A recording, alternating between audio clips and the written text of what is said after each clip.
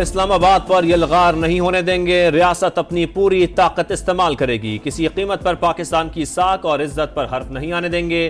خواجہ آصف کا دو ٹوک اعلان، وزیر دفاع کا عدلیہ سے نوٹس لینے کا مطالبہ، کہا Tehreek Insaf S C O conference سبوتاش اور پاکستان کو شرمندہ کرانا چاہتی ہے، دشمن کے ایجنڈے پر گامزن لوگوں نے ہی ملک کی تباہی کا سامان کیا، اب دوبارہ 9 مئی برپا کر کے ترقی کا راستہ روکنا چاہتے ہیں۔ بانی پی ٹی آئی کی تمام سہولت کاری عدلیہ کر رہی ہے۔ احسن اقبال بولے کراچی کی دہشت گردی اور پی ٹی آئی کی سیاسی دہشت گردی ایک، دونوں کا اسکرپٹ رائٹر بھی ایک ہے۔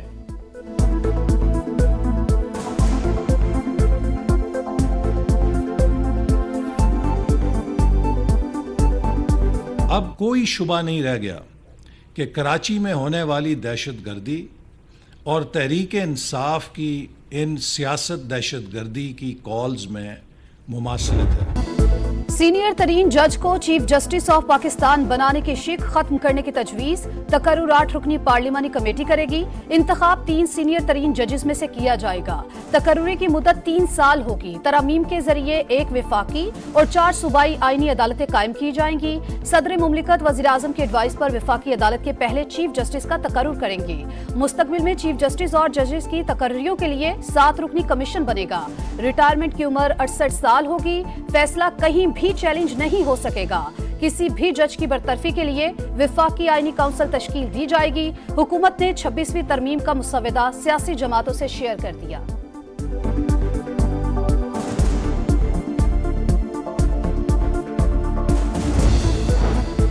آئینی ترامیم پر اتفاق رائے کی کوششیں جاری، خصوصی پارلیمانی کمیٹی کا ایک اور اجلاس، تمام جماعتوں کی شرکت، جے یو آئی کا ڈرافٹ پیش، حکومت اور اتحادی جماعتوں کی 56 نکات پر مشاورت، Noon League, Peoples Party, M Q M اور اے این پی کی حمایت، بلوچستان عوامی پارٹی، مسلم لیگ قاف اور استحکام پاکستان پارٹی بھی حامی۔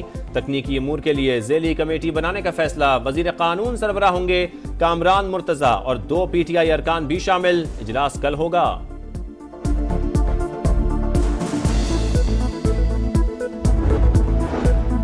کوئی جلدی نہیں، آئینی ترامیم 4 دن میں بھی ہو سکتی ہیں، 2 ماہ بھی لگ سکتے ہیں۔ اعظم نذیر تاڑر کی گفتگو، کہا پیکیج آئین کے تحت ہی لا رہے ہیں، مسودے میں کون سی چیز ہے جو غیر آئینی ہے۔ عرفان صدیقی بولے آئینی ترامیم سیاسی نہیں، پارلیمنٹ کی بالادستی کا معاملہ ہے، پی ٹی آئی کو تحفظات دور کرنے کی یقین دہانی کرا دی۔ بیرسٹر گوہر نے کہا مسودہ مل چکا، آئندہ مشاورت 17 اکتوبر کے بعد ہوگی۔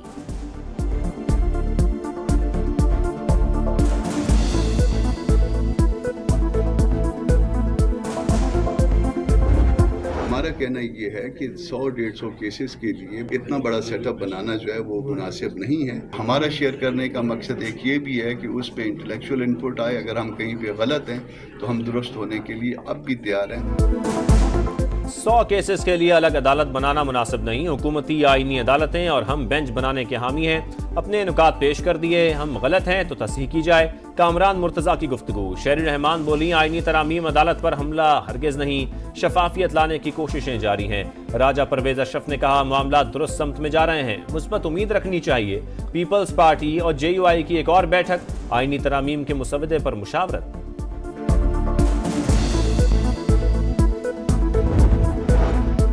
وفاقی آئینی عدالت کا قیام قائد اعظم کا خواب تھا، سب سے پہلے انہوں نے تجویز پیش کی، ایک ہی عدالت کو وفاقی قوانین پر وسیع دائرہ اختیار دینے کی مخالفت کی۔ بانی پاکستان نے کہا تھا آئین سے متعلق کوئی بھی سوال وفاقی عدالت میں جانا چاہیے۔ بلاول بھٹو کا ایکس پر پیغام، لکھا بانی پاکستان کی تجویز پی پی کی پیش کردہ تجویز سے مماثلت رکھتی ہے۔ ایم کیو ایم نے آئینی ترامیم کی حمایت کے بدلے بلدیاتی اداروں کے لیے اختیارات مانگ لیے، معاملے کو مسودے کا حصہ بنانے کا مطالبہ، گورنر سندھ کامران ڈسوری سمیت وفد کی وزیر اعظم سے ملاقات، آرٹیکل 140A کی ترمیم کے حوالے سے ڈرافٹ پیش، شہباز شریف نے مشاورت کی یقین دہانی کرا دی۔ اسحاق ڈار کی سربراہی میں وفد کل بہادر آباد جائے گا۔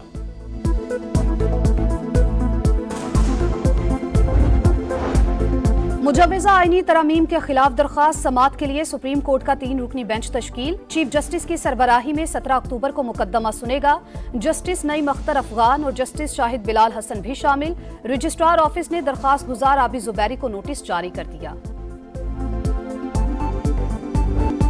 اسلام آباد میں ایس سی او کانفرنس کی تیاریاں حتمی مرحلے میں داخل، وزیر اعظم کی جناح کنونشن سینٹر آمد، انتظامات پر اطمینان کا اظہار۔ وزارت خارجہ کے حکام اور چیئرمین سی ڈی اے کی بریفنگ، اسحاق ڈار، احسن اقبال اور عطا تارڑ بھی شہباز شریف کے ہمراہ تھے۔ کانفرنس میں چین، روس، بیلاروس، قازقستان، کرغزستان، تاجکستان اور ازبکستان کے وزراء اعظم شریک ہوں گے۔ ایران کے اول نائب صدر، بھارتی وزیر خارجہ، منگولین وزیر اعظم اور ترکمانستان کی کابینہ کے چیئرمین کی شرکت بھی شیڈیولڈ۔ دفتر خارجہ نے تفصیلات جاری کر دیں۔ شہر اقتدار معزز مہمانوں کے استقبال کے لیے تیار، اہم شاہراہوں اور چوراہوں کو دلہن کی طرح سجا دیا گیا۔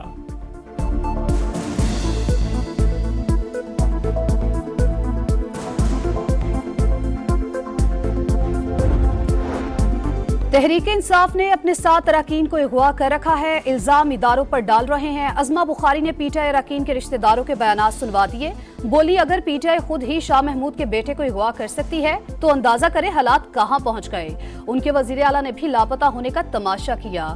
گورنر خیبر پختونخوا کا بھی سخت رد عمل، فیصل کریم کنڈی نے کہا 15 اکتوبر کو احتجاج کی کال ملک دشمنی ہے، اعلان پاکستان کی سلامتی کے خلاف تصور ہوگا۔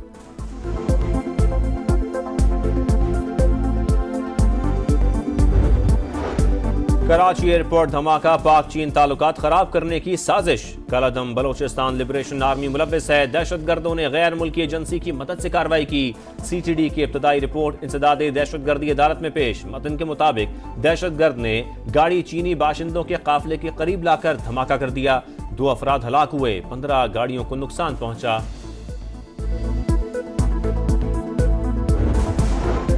بلوچستان میں کسی ملٹری آپریشن کی ضرورت نہیں، سرفراز بگٹی کہتے ہیں دہشت گرد سافٹ ٹارگٹ بنا کر لوگوں کو شہید کرتے ہیں، ان کی صلاحیت اتنی نہیں کہ فوج کو کارروائی کرنا پڑے، بار بار حملے ہونا حکمت عملی پر سوالیہ نشان ہے، دوبارہ جائزہ لیں گے۔ دکی میں دہشت گردی انتہائی تشویشناک، ریاست 1 انچ کا دفاع کرے گی۔ وزیر اعلیٰ بلوچستان کے اسپتال میں زخمیوں کی عیادت، کوئلے کی کانوں پر حملے کا مقدمہ بھی درج۔ سعودی دارالحکومت ریاض میں پاک سعودی دفاعی صنعتی فورم کا انعقاد، chief of general staff lieutenant general Muhammad Owais Dastgir کی سربراہی میں پاکستانی وفد کی شرکت۔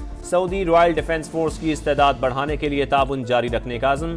سعودی وفد کی جانب سے دہشت گردی کے خلاف جنگ میں پاک فوج کی قربانیوں کو خراج تحسین۔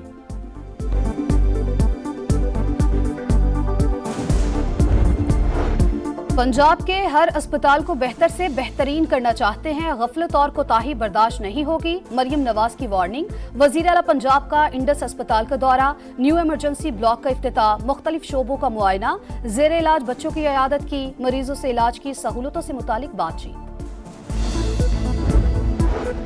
پنجاب کی فارمیسیز پر جعلی اور غیر معیاری ادویات کی فروخت کا انکشاف، ڈرگ ٹیسٹنگ لیبارٹری کے تجزیے میں 14 ادویات کے سیمپل غیر معیاری اور جعلی ثابت۔ انفیکشن، جوڑوں کی تکلیف کے انجیکشن، دل کی تکلیف، الرجی کی میڈیسن اور بلڈ پریشر کے لیے مخصوص سیرپ بھی شامل۔ محکمہ صحت کا ایکشن، تمام ادویات فوری واپس اٹھانے کی ہدایت کر دی۔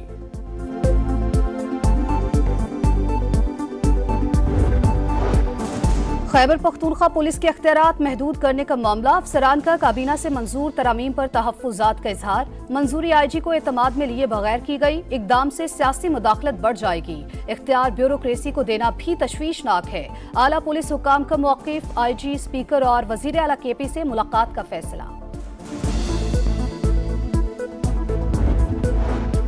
ضلع کرم میں فائرنگ، ڈپٹی کمشنر کے مطابق 15 افراد جاں بحق، 5 زخمی ہو گئے، علاقے میں حالات کشیدہ، معمول پر لانے کے لیے اقدامات جاری، پولیس نے واقعے کی تحقیقات شروع کر دیں۔ لبنان پر اسرائیلی حملے جاری، 3 منزلہ رہائشی عمارت تباہ، ایک ہی خاندان کے 5 افراد شہید، 24 گھنٹوں کے دوران 57 فضائی حملوں میں 60 شہادتیں، حزب اللہ کی شدید مزاحمت، جوابی کارروائی میں 2 اسرائیلی فوجی ہلاک، شمالی اسرائیل پر 100 سے زائد راکٹ بھی داغ دیے، غزہ میں بھی سفاکیت برقرار، مزید 46 فلسطینی شہید، مجموعی تعداد 42,176 ہو گئی۔